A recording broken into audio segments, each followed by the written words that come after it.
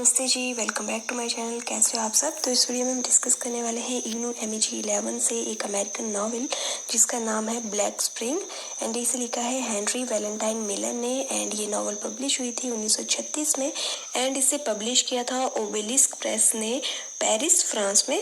Okay, तो black spring ये जो नॉवल है ये एक्चुअल में 10 शॉर्ट स्टोरी कलेक्शन है। ओके, तो ये जो नॉवल है ब्लैक स्प्रिंग ये हेनरी मिलर ने 1932 से 1933 में उस दौरान लिखी थी जब ये क्लीशी में रहते थे। एक्चुअली क्लीशी जो है वो नॉर्थ वेस्टर्न पेरिस में एक फेमस सिटी है, तो वहाँ पर ये रहते थे। एंड ब्लैक स्प्रिंग बुक में 10 डिफरेंट इंडिपेंडेंट सेक्शंस हैं, यानी कि 10 डिफरेंट शॉर्ट स्टोरीज हैं। आप चाहे शॉर्ट स्टोरी बोलो चाहे आप सेक्शंस बोलो, बात एक ही है। एंड ये ट्रॉपिक ऑफ कैंसर नॉवल के जैसे है। ये जो ट्रॉपिक ऑफ कैंसर है ये भी हेनरी मिलर की एक नॉवल है। तो ये वाली नॉवल एंड इनकी जो ब्लैक स्प्रिंग है ये थोड़ी सिमिलर नॉवल्स हैं। एंड ये जो नॉवल है ये इन्होंने इंग्लिश लैंग्वेज में लिखी थी एंड इसका जॉनरा ऑटोबायोग्राफिकल शॉर्ट स्टोरीज है। ओके, तो ओबेलिस्क प्रेस द्वारा ब्लैक स्प्रिंग पेरिस में 1936 में पब्लिश हो गई थी, बट ड्यू टू ऑब्सैनिटी लॉ ये बुक 1963 तक यूएस में पब्लिश नहीं हो पाई थी। एक्चुअली इस बुक में कुछ सेक्सुअल कंटेंट था जिसकी वजह से इसको यूएस में काफ़ी लेट जो है पब्लिश करवाया गया है। ओके, तो जैसा कि मैंने आपको पीछे में बताया कि ब्लैक स्प्रिंग नॉवल में 10 डिफरेंट शॉर्ट स्टोरीज हैं या आप कह सकते हो 10 डिफरेंट सेक्शंस हैं। तो वो सेक्शंस कौन कौन से हैं वो देख लेते हैं। ओके, तो सबसे पहली शॉर्ट स्टोरी है द 14th वार्ड, सेकंड है अ सैटरडे आफ्टरनून, थर्ड है थर्ड और fourth day of spring and fourth है the angel in my watermark and fifth है द टेलर शॉप। ओके, तो हमारे 6th सेक्शन का नाम है Gabor hold Kron stardate and 7th section का नाम है into the night life, 8th का नाम है walking up and down in China and 9th section का नाम है बर्लेस्क एंड हमारे 10th सेक्शन का नाम है मेगलोपॉलिटन मैनियक। ओके, तो एक आप इम्पॉर्टेंट चीज़ याद रखना कि ब्लैक स्प्रिंग ये जो मिलर की नॉवल है इसमें मिलर ने 10 सेक्शंस में से 9 सेक्शंस में एपिग्राफ का यूज़ किया है। सिर्फ एक सेक्शन है जिसमें एपिग्राफ का यूज़ नहीं किया है, वो है the angel is my watermark. इसके अलावा बाकी सभी सेक्शंस में एपिग्राफ यूज़ हुआ है। तो अब आप लोग सोच रहे होंगे कि एपिग्राफ क्या होता है, तो मैं आपको बता दूं कि एपिग्राफ जो है वो लिटरेचर वर्क में एक तरह का फ्रेज, कोटेशन या पोइम हो सकती है जो कि किसी डॉक्यूमेंट या स्टोरी सेक्शन की बिगिनिंग में लिखा गया होता है। एंड एपिग्राफ किसी वर्क का प्रीफेस भी कंसीडर किया जाता है। एंड ये जो एपिग्राफ होता है ये बेसिकली वर्क की थीम्स को सजेस्ट करता है।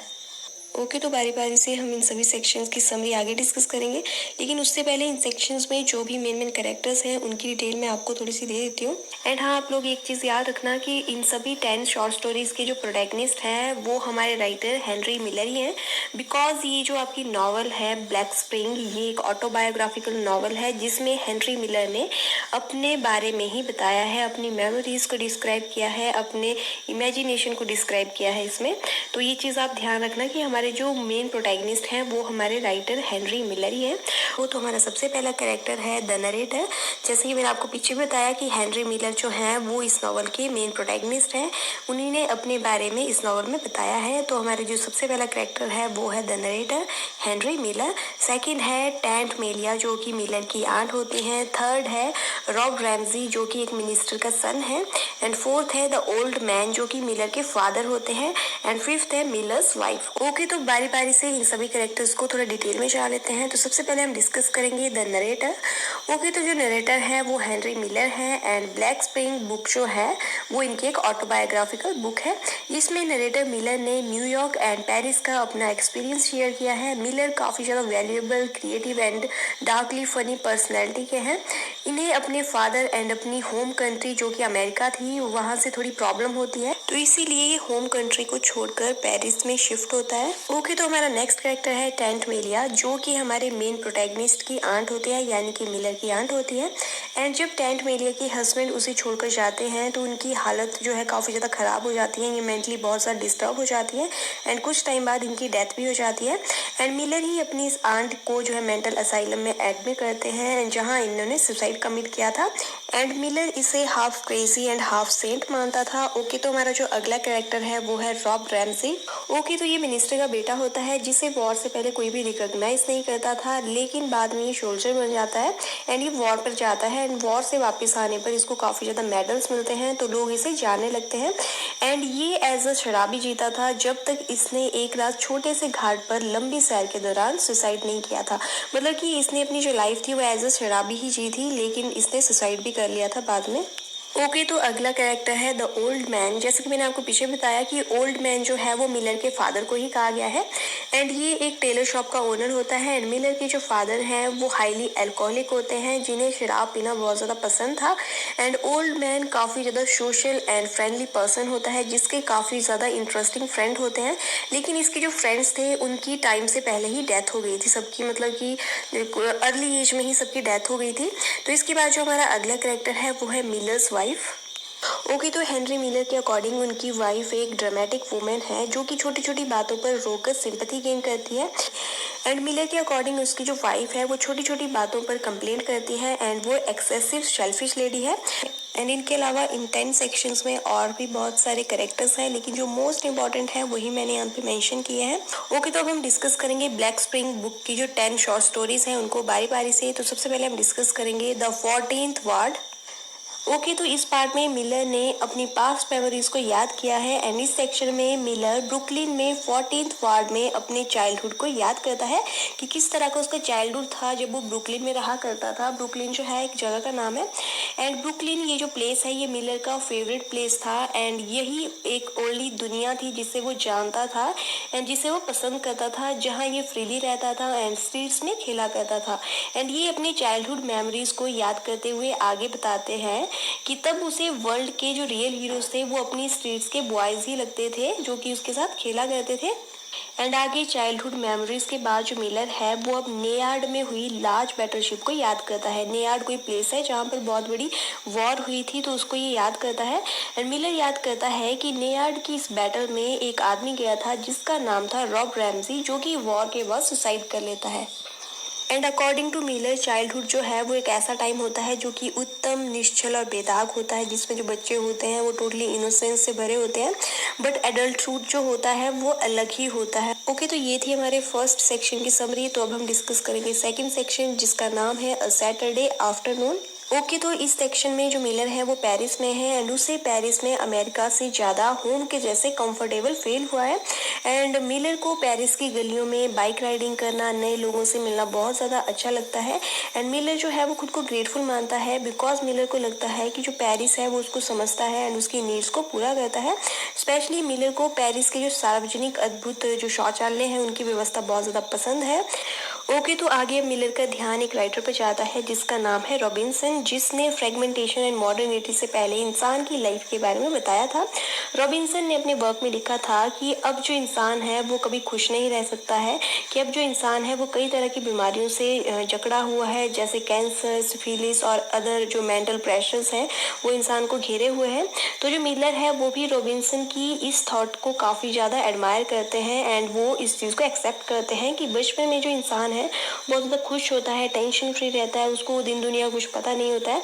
बट जब वो बड़ा हो जाता है, मॉडर्न हो जाता है, लाइफ में खुद को एक्सपोज करता है, तो वो फिर फ्रीली हैप्पी नहीं रह पाता है। उसको कई तरह की टेंशन्स हो जाती हैं, जैसे मनी रिलेटेड प्रॉब्लम या रिलेशन रिलेटेड प्रॉब्लम, बहुत सारी टेंशन जो है इंसान को घेर लेती हैं। तो यहाँ पर मिलर बोलना चाह रहे हैं कि जो बचपन का टाइम होता है, जो चाइल्डहुड होता है, वो ही बेस्ट टाइम होता है। ओके, तो यही थी सेकंड सेक्शन की समरी। तो अब हम डिस्कस करेंगे हमारे थर्ड सेक्शन की समरी जिसका नाम है थर्ड और fourth day of spring. Okay, तो इस सेक्शन में जो मिलर है वो बताता है कि वो है तो पेरिस में बट वो स्ट्रीम ऑफ कॉन्शियसनेस में है। मीन्स कि उसको अपनी प्रीवियस लाइफ के जो मोमेंट्स हैं, जो प्रीवियस लाइफ की उसकी स्टोरीज हैं वो उसको याद आ रही हैं एंड एक तरह से उसे अपनी लाइफ के फ्लैशबैक्स आ रहे हैं। तो यहाँ पर जो मिलर है वो बताता है कि उसे अपनी चाइल्डहुड होम सिफिलिस की मेमोरीज याद आ रही हैं। सिफिलिस जो है एक बीमारी होती है, तो उससे रिलेटेड उसको कुछ इंसिडेंट जो है याद आ रहे हैं जो उसके चाइल्डहुड में उसके साथ हुए थे। तो यहाँ पर मिलर ने अपने चाइल्डहुड थॉट को एक्सप्रेस किया है कि वो अपने बचपन में क्या सोचा करता था, जैसे कि वर्ल्ड में कुछ अच्छा नहीं है, कुछ बुरा नहीं है।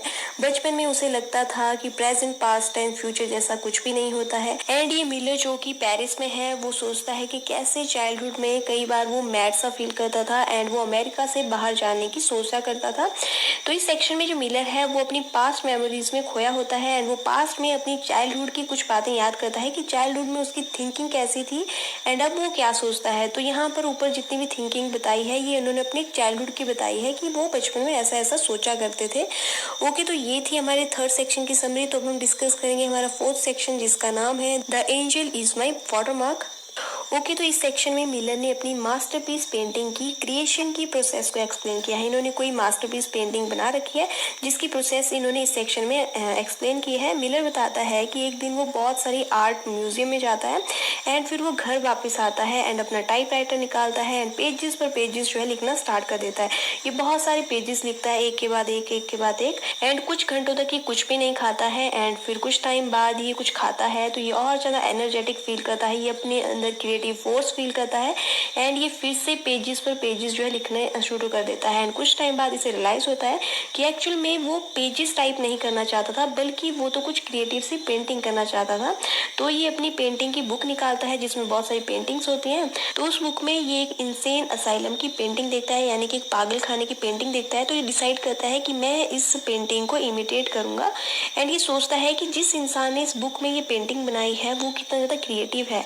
लेकिन जो मिलर है फिर वो इंसेन असाइलम को इमिटेट करने का अपना जो आइडिया है उसको ड्रॉप करता है एंड ये अपनी पेंटिंग हॉर्स बनाने से स्टार्ट करता है। इसकी पेंटिंग में बहुत सारे इवेंट्स होते हैं, एलिमेंट्स होते हैं, जैसे कि वॉल्केनो होता है, माउंटेन होती है, एक एंजल होती है, एक आदमी है जो हॉर्स को गुदगुदी कर रहा है, एक पूल है, एक मतलब इस तरह की इसने बहुत सारी चीज़ें जो है इसकी पेंटिंग में होती है एंड इस तरह से ये अपनी एक डिफरेंट सी पेंटिंग जो है तैयार करता है।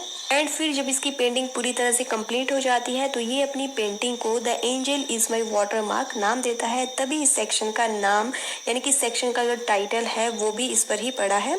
ओके, तो ये था हमारा फोर्थ सेक्शन। तो अब हम डिस्कस करेंगे हमारे फिफ्थ सेक्शन की समरी जिसका नाम है द टेलर शॉप। ओके, तो इस सेक्शन में मिलर ने ब्रुकलिन में अपने एडल्टहुड के दिनों को रिफ्लेक्ट किया है कि ब्रुकलिन में उसके जो एडल्टहुड था वो कैसा था। एंड स्पेशली इस सेक्शन में मिलर ने अपने फादर पर ज़्यादा फोकस किया है एंड इसके फादर को द ओल्ड मैन कहा जाता है। एंड इस सेक्शन में मिलर ने एक टेलर शॉप का भी जिक्र किया है जहाँ पर इसके फादर काम किया करते थे। एंड मिलर ने बताया है कि इसके जो फादर हैं उनको खाना और पीना बहुत ज़्यादा पसंद था, तो मैक्सिमम टाइम काम से भी पीने के लिए चले जाया करते थे। एंड द ओल्ड मैन जो इसके फादर हैं उनके नेबरहुड में बहुत सारे फ्रेंड्स थे जो कि कुछ ही सालों में चल बसे थे। एंड मिलर ने एक इंसिडेंट भी शेयर किया है कि ऐसे ही इसके फादर के एक फ्रेंड की डेथ हुई थी, तो मिलर ने इस आदमी की डेथ के बाद उसकी वाइफ को सेड्यूस किया था। एंड आगे मिलर बताता है कि उसके फादर के बिहेवियर की वजह से वो अपने फादर को उतना ज़्यादा पसंद नहीं करता है, उसको वो अनोइंग लगते हैं एंड उसको अपनी मदर भी अनोइंग लगती है बिकॉज उसकी मदर उसके फादर की कंप्लेंट्स लेकर मिलर के पास आया करती थी जिससे वो बहुत ज़्यादा इरिटेट होता था। एंड मिलर बताता है कि अर्ली 20s में उसकी शादी कर दी गई थी। एंड मिलर ने ये भी बताया कि उसको अपनी वाइफ भी अपने पेरेंट्स के जैसे ही अनोइंग लगती थी, लेकिन मिलर को अपनी वाइफ का गुस्से में उसके साथ सेक्सुअली इंटीमेट होना बहुत ज़्यादा पसंद था। एंड आगे मिलर ने अपने अंकल जॉर्ज एंड अपनी आंट टेंट मेलिया का भी जिक्र किया है जो कि दोनों ही थोड़े क्रेजी किस्म के इंसान थे। लेकिन जब जॉर्ज मेलिया को छोड़कर चला जाता है तो जो मेलिया है वो पूरी तरह से पागल हो जाती है एंड उसका पागलपन इतना बढ़ जाता है कि वो सुसाइड कमिट कर देती है। ओके, तो ये थी हमारी फिफ्थ सेक्शन की समरी। तो अब हम डिस्कस करेंगे हमारा नेक्स्ट सेक्शन जिसका नाम है जैबरफोर्ड क्रॉनस्टैडट। इस सेक्शन में मिलर बताता है कि एक बार वो एंड उसका दोस्त एक फ्रेंडली मैन के घर गए थे जो कि अपनी वाइफ, डॉटर एंड 3 सर्वेंट्स के साथ रहता था। एंड मिलर बताता है कि उसका इस आदमी के घर में ये जो विजिट था इससे उसने कुछ अलग ही चीज़ें एक्सपीरियंस की थी। एंड ये जो फ्रेंडली आदमी था ये कई तरह की चीज़ों के बारे में बातें करता है जैसे कि पोइट्री से रिलेटेड, एस्टेट से रिलेटेड। एंड मिलर के अकॉर्डिंग ये जो आदमी था ये बहुत ही फ्लुएंटली एंड बातूनी ढंग से बात करता था। ओके, तो ये था हमारा सिक्स्थ सेक्शन। तो अब हम डिस्कस करेंगे हमारे सेवंथ सेक्शन की समरी जिसका नाम है into the night life. Okay, तो इस सेक्शन में मिलर ने अपने ड्रीम्स के बारे में बताया है कि उसके जो ड्रीम्स हैं वो मीनिंगफुल नहीं होते हैं, मीनिंगलेस होते हैं। जैसे कि वो ड्रीम्स में सिटी देखता है, एक मेस्मराइजिंग सिटी के सीन्स देखता है, नेचर देखता है, सेक्स देखता है, डेथ देखता है, पीस रिलेटेड ड्रीम्स देखता है जो कि मीनिंगलेस होते हैं, उनका आपस में कोई इंटरकनेक्शन नहीं होता है। ओके, तो इसके बाद हम डिस्कस करेंगे हमारा नेक्स्ट सेक्शन जिसका नाम है walking up and down in China. Okay, तो ये जो सेक्शन है ये टोटली इमेजिनरी सेक्शन है जिसमें मिलर की इमेजिनेशन को बताया गया है। ओके, तो इस सेक्शन में जो मिलर है वो पेरिस में रह रहा है, लेकिन वो पेरिस को चाइना इमेजिन करता है बिकॉज मिलर जो है वो बेसिकली अमेरिका से है, तो पेरिस जैसे उसके लिए फॉरेन लैंड है एंड वैसे ही चाइना भी इसके लिए फॉरेन लैंड है। एंड पता नहीं क्यों बट मिलर यहाँ पर पेरिस को चाइना मानने लगता है। एंड आगे जो मिलर है वो ब्रुकलिन की अपनी पुरानी लाइफ को फिर से याद करता है एंड ये इमेजिन करता है कि जो वॉर्स हैं वो मार्जिन पर है एंड जिन लड़कों को ये बचपन में जानता था, जिन्हें अपना हीरो मानता था, अब उन लड़कों के ब्रेन जो है ब्लोन आउट हो रहे हैं, मतलब कि बहुत ज़्यादा तेज चल रहे हैं। इस तरह की इसने यहाँ पर इमेजिनेशन की है। ओके, तो ये था हमारा 8th सेक्शन। तो अब हम डिस्कस करेंगे हमारा 9th सेक्शन जिसका नाम है बर्लेस्क। तो इस सेक्शन में मिलर ने अमेरिका की अपनी बहुत सी मेमोरीज को लिंकअप किया है, जैसे कि फॉर एग्जाम्पल यहूदी बस्तियों में चलना, hole in the wall church service में जाना, वहाँ पर डेड बॉडी देखना एंड बर्लेस्क शो देखना, चाइल्डहुड होम के सामने बैठना। तो इस तरह की अपनी ये प्रीवियस मेमोरीज को जो अमेरिका की हैं उनको यहाँ पर याद करता है, उनको लिंकअप करता है। ओके, तो अब हम डिस्कस करेंगे हमारा लास्ट सेक्शन जिसका नाम है मेगालोपॉलिटन मैनियक। ओके, तो इस सेक्शन में मिलर बताता है कि उसने एक ऐसी ऑथेंटिक रियलिस्टिक पिक्चर ड्रॉ की है जिसमें नॉइजी सिटी है जो कि वाइब्रेंट है, क्राउडेड एरिया है, नेचर डिफाइंग ये पिक्चर है, यानी कि नेचर के अगेंस्ट ये पिक्चर है। एंड आगे मिलर सार्केस्टिक वे में बोलता है कि इंसान में अब इतनी इंसानियत आ चुकी है कि वो जस्ट एक बटन प्रेस करने से मिलियन पीपल को मार सकता है। तो यहाँ पर इनडायरेक्टली जो राइटर है वो बोलना चाह रहा है कि अब इंसान में ह्यूमैनिटी जो है वो बची ही नहीं है। लोग सेल्फ सेंटर्ड हो गए हैं जो सिर्फ अपने बारे में सोचते हैं एंड अपने बेनिफिट्स के लिए किसी दूसरे की लाइफ को स्पॉइल कर देते हैं। तो इस लास्ट सेक्शन में जो मिलर है वो अब लास्ट में बता रहे हैं कि अब वो थक चुके हैं एंड वो पीसफुल प्लेस में बैठकर मेडिटेट करना चाहते हैं एंड अपनी इनर कंसाइंस से कनेक्ट करना चाहते हैं, अपनी अंतर आत्मा से कनेक्ट करना चाहते हैं। मीन्स अब अंत में जो मिलर हैं वो अपनी अंतर आत्मा, अपनी इनर एसेंस को फील करना चाहते हैं। तो यहाँ पर ये जो हमारी नॉवल है ब्लैक स्प्रिंग, इसकी समरी खत्म होती है। आई होप आप लोगों के लिए वीडियो हेल्पफुल रहेगी एंड अगर आपको वीडियो अच्छी लगेगी तो प्लीज़ वीडियो को लाइक करना, शेयर करना एंड अभी MEG11 की और वीडियोस भी आने वाली हैं, तो आप लोग मेरे चैनल को सब्सक्राइब जरूर करना ताकि आपको मेरी अपकमिंग वीडियोस की नोटिफिकेशन मिल जाए। होगी तो मिलते हैं हमारी नेक्स्ट वीडियो में। Till then take care, bye bye.